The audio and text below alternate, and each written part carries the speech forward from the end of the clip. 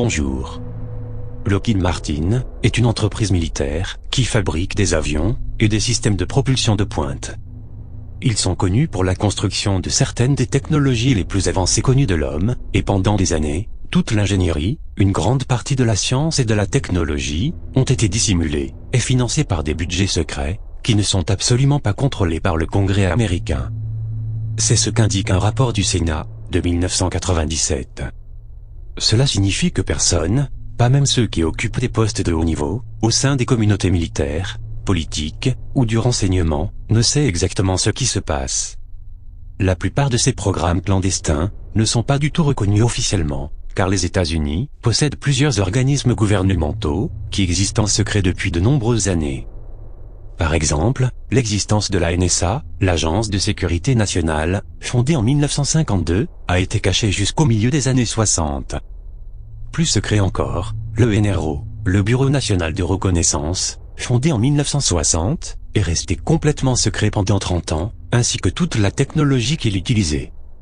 Le même type de secret entoure le véritable programme spatial américain, qui est maintenant connu sous le nom de programme spatial secret, et personne ne sait vraiment ce qui se passe là-haut.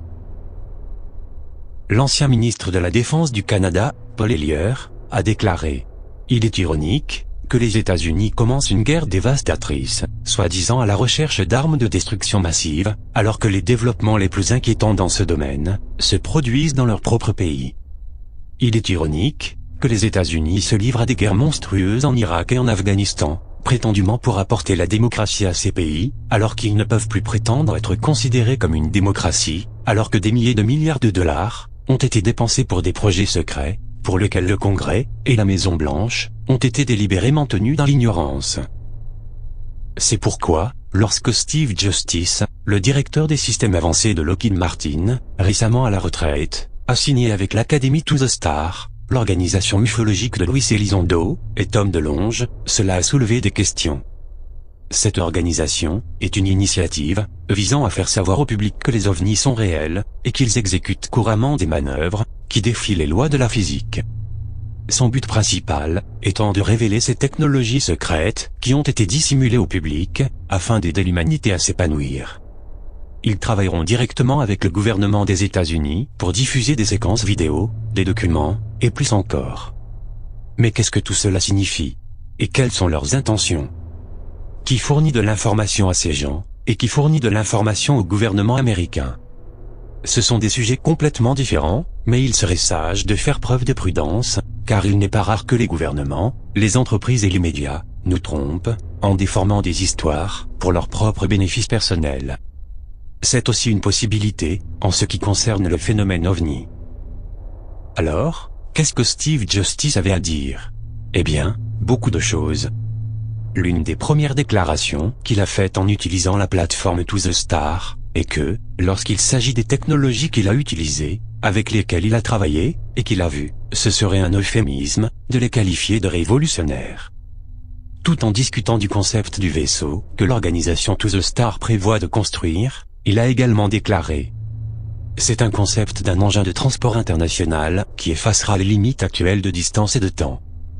Il aura des capacités qui seront semblables à celles observées dans les phénomènes aériens non identifiés, en utilisant un système de pilotage qui modifie la dimension spatio-temporelle.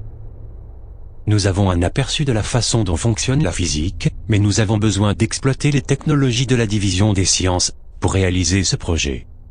En faisant cette déclaration, il dit au monde que les objets volants non identifiés, qui sont couramment suivis sur les radars militaires, utilisent un dispositif qui combat le problème de la distance et du temps. Cela leur permet de voyager facilement, ce que nous, les humains, percevons comme de grandes distances, impossibles à parcourir dans une courte période de temps. Jack Kasher, professeur de physique et d'astronomie à l'université du Nebraska, a déclaré: il y a un autre moyen, qu'il s'agisse des vortex ou de l'espace. Il doit y avoir un moyen de produire de l'énergie, pour que vous puissiez la sortir du vide, et le fait que les extraterrestres soient ici, nous montre qu'ils ont trouvé ce moyen. Un autre représentant, Chris Mellon, un ancien haut fonctionnaire du département de la Défense, a commenté: To The Star représente une occasion d'aller au-delà des frontières normales de l'aérospatiale, pour créer des produits que nous pouvons appeler révolutionnaires, et c'est un mot encore trop faible. Luis Elizondo, qui a récemment pris sa retraite du Pentagone, a dirigé un programme d'identification des menaces aérospatiales sensibles, axé sur les technologies aériennes non identifiées, où il a appris que le phénomène OVNI est bien réel. Il s'agit des dernières divulgations publiques sur le sujet, mais depuis quelques années, des centaines de ces personnes se sont présentées pour parler publiquement du phénomène. Ce qui rend les commentaires de Steve Justice si intéressants, c'est que l'un de ses prédécesseurs, Ben Rich, avait également fait l'objet d'une incroyable rumeur, pour avoir fait la déclaration suivante. Nous avons déjà les moyens de voyager parmi les étoiles, mais ces technologies sont dissimulées dans des projets secrets, et il faudrait un acte de Dieu pour les mettre au service de l'humanité. Tout ce que vous pouvez imaginer, nous savons déjà comment le faire. Nous avons maintenant la technologie pour amener E.T. à la maison. Et cela ne prendra pas une vie entière pour le faire, c'est une erreur dans les équations. Quand on a demandé à Ben Rich comment fonctionnait la propulsion des ovnis, il a rétorqué « Laissez-moi vous demander. Comment fonctionne l'ESP » L'interrogateur a répondu « Tous les points dans le temps et l'espace sont liés ?»